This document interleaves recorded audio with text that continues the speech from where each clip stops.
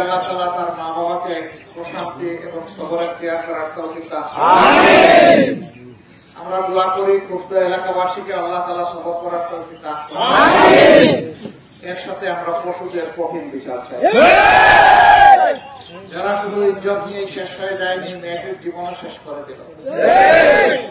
মেয়েটিকে আর ফিরিয়ে পাওয়া যাবে না এই জগতে, কিন্তু তার আপনজন মা বাবা সহ তারা যদি দেখতে পায় পশুদের সঠিক বিচার হয়েছে, কিছুটা শান্তি পাবে, জান্নাতের আত্মাও শান্তি পাবে। আপনাদের কণ্ঠে কণ্ঠ মিলিয়ে একটি আওয়াজ আমাদের এর বিচার হতে হবে, সঠিক বিচার হতে হবে, কঠিন বিচার হতে হবে, দ্রুত বিচার হতে হবে। বিচার যখনই প্রলম্বিত হয়, একটা কথা আছে, জাস্টিস ডিলেড, জাস্টিস ডিনাইড। বিচার যখন লম্বা হয় তখন বিচার হারিয়ে যায়। আমরা এই হৃদয় বিদারক ঘটনার বিচার হারিয়ে যেতে দেখতে দিতে চাই না। আইন শৃঙ্খলা রক্ষাকারী সংস্থার ভাইদের প্রতি আমাদের অনুরোধ, আপনারা যথাযথ পদক্ষেপ নিন। আপনারা জনগণের সহযোগিতা পাবেন এবং দোয়া পাবেন।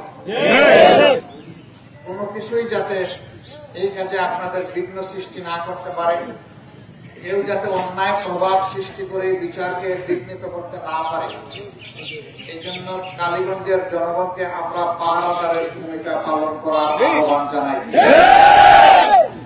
আপনারা শক্ত থাকলে আমরা আপনাদের পাশে থাকবো, আপনারা শক্ত না থাকলে আমরা পাশে থাকার জায়গাটাও খুঁজে পাবো। এই পরিবারকে আপনারা সম্মান করবেন, ভালোবাসবেন, আশ্রয় দেবেন, তাহলে তাদের দুঃখ আপনাদের ক্ষেত্রে কিছুটা হয়তো বা লাঘব হবে। এই পরিবারের আরো যত সদস্য এবং সদস্য আছেন, মহান রবের দরবারে দোয়া করি আল্লাহ তাদের নিরাপত্তার ব্যবস্থা করুন।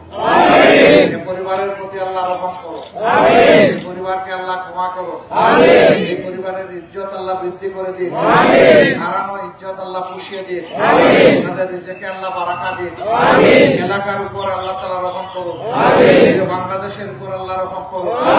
আমরা সবাই মিলে ইনশাআল্লাহ বৈষম্যহীন, দুর্নীতি মুক্ত, দুঃশাসন মুক্ত আগামীর একটি বাংলাদেশ গড়ব। এই জন্য আমি ছাত্র তরুণ যুবকদেরকে বলি, তোমরা এগিয়ে আসো, আমরা এই বাংলাদেশ তোমাদেরকে উপহার দিতে চাই। বাংলাদেশ নিয়ে বিশ্বের বুকে তোমরা মাথা উঁচু করে দাঁড়াবা, বুক ফুলিয়ে দাঁড়াবা। দিবা আমি গর্বিত বাংলাদেশে, এই গর্বের বাংলাদেশ আমরা করতে চাই। আপনাদেরকে সাথে চাই, পাশে চাই, সঙ্গে চাই। আপনাদের বুকের ভিতরে সামান্য একটু ভালোবাসার জায়গা আছে। সবাইকে ধন্যবাদ, আপনারা ভালো থাকুন। ওই মেয়েটার বাবাকে এখানে